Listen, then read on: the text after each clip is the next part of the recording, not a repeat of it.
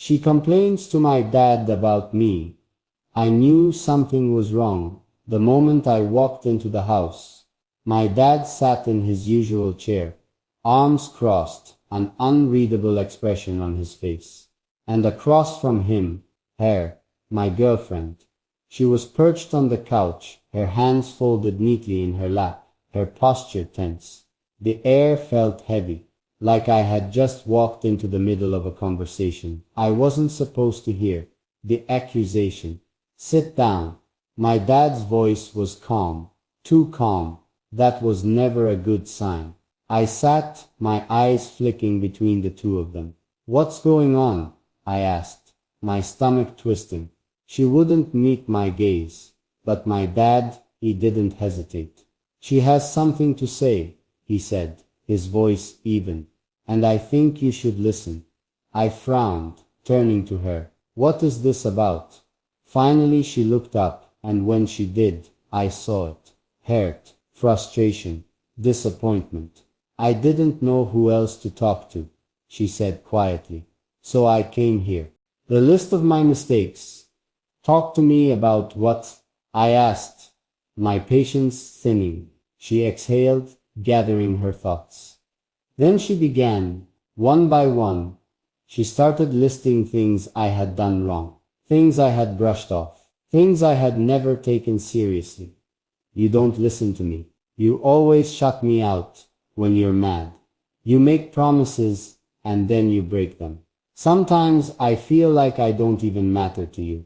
Each word hit harder than the last, because I had expected drama. But instead, she was right. My dad's silence was the worst part. I turned to my father, expecting him to jump in, to defend me. But he didn't.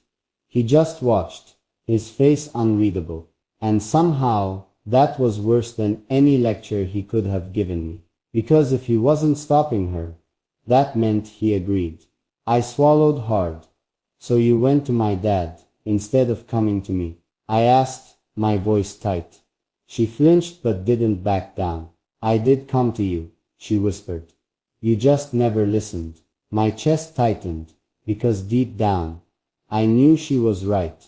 Her words sat heavy in the air, settling deep into my chest. I did come to you, you just never listened. I wanted to argue. I wanted to defend myself. But how could I, when I knew she was right? I let out a slow breath, dragging my hands down my face. So what now? I asked, my voice quieter than before. She hesitated, like she wasn't sure if I was actually ready to hear the answer. Then finally, that's up to you. My dad finally speaks. I turned to my father, expecting him to jump in, to tell me she was overreacting, to tell her that relationships aren't perfect, that she needed to be patient. But instead, he just shook his head. She's not wrong, son. My stomach twisted. You're really taking her side. I scoffed. This isn't about sides, he said, leaning forward, his voice firm. This is about the fact that someone who loves you had to come to me because she didn't think you would hear her otherwise. I swallowed hard, because when he put it like that, it stung even more. A hard truth to face. I turned back to her, my chest tightening. I don't want to lose you, I admitted. She exhaled, and for the first time that night, I saw something flicker in her expression. Hope, then show me that I matter to you. How? She gave me a small, sad smile. Start by listening. It was time to change. I sat back, running a hand through my hair. She had been trying to tell me these things for months, and every time I had brushed her off, convinced that she would just stay, that no matter how many times I messed up, she would always be there. But now I realized that if I didn't change, I was going to lose her for good. And for the first time, that scared me more than anything. I hear you now, I said softly, and I swear I won't ignore you again. Her eyes searched mine, and this time she believed me. She studied me, searching my face for any sign that I was just saying what she wanted to hear. I couldn't blame her. I had ignored her feelings for so long that now, even my promises felt empty. You say that now, she murmured, her arms still crossed. But what happens when things go back to normal? When you get comfortable again? Her voice wasn't angry. It was tired. And that hurt more than if she had been yelling. I had to prove it. I know words aren't enough, I admitted, my throat tight. But I don't want to keep being the guy who makes you feel like you don't matter. She exhaled, tapping her fingers against her knee. Then prove it. How? I asked, leaning forward. She tilted her head slightly, thinking. Start with the little things, she finally said. Be present, listen when I talk, instead of just waiting for your turn to speak. Keep your promises, even the small ones. Make me feel like I'm a priority, not an afterthought. I let her words sink in, because this wasn't about some big dramatic apology. This was about changing the way I loved her. My dad's final words. I turned to my dad, expecting him to say something, to give me advice, to help me figure out how to fix this. But he just stood up, stretching slightly. I think I'll leave you two to figure this out, he said, giving me a knowing look. He walked to the door, but before leaving, he glanced back at me. Son, love isn't about how good you are at apologizing. It's about how good you are at not needing to. And with that, he was gone. A second chance. The silence between us stretched. I wanted to say more, to fix everything right here, right now. But I knew better now. She didn't need more words. She needed actions. So I reached for her hand, hesitating slightly before lacing my fingers with hers. She didn't pull away. I know I messed up, I whispered, and I know I have to earn your trust back, but I will. No matter how long it takes. She studied me for a long moment. Then slowly, she nodded. Not a yes, not a no, but a chance.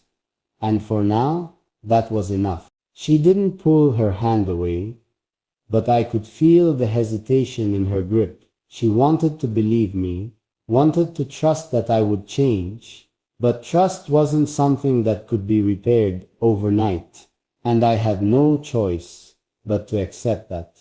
The weight of what I had done. I sat there staring at our hands intertwined, remembering every moment that led us here. Every time she tried to talk to me, and I brushed it off. Every promise I made, but never followed through on. Every time she had to wonder if she really mattered to me. Now I had to undo all of that. Not with more apologies, but with consistency. I don't want to keep hurting you, I whispered, rubbing my thumb over the back of her hand. She exhaled, looking down. I don't want that either. Then don't be afraid to call me out when I mess up again. Her eyes flicked up to mine, searching my face. And what if you don't listen? Then tell my dad again, I said, cracking a small smile. For the first time that night, she laughed. It was small, barely there, but it was real, and that meant everything. Rebuilding what we almost lost. I knew this wasn't fixed yet. I knew that when I walked out of here, things wouldn't magically go back to the way they were. But she was still here, still willing to try, and that was all I needed. Come with me, I said suddenly. She raised an eyebrow. Where? Anywhere. I shrugged. I don't care. Let's just go somewhere, just you and me. She hesitated.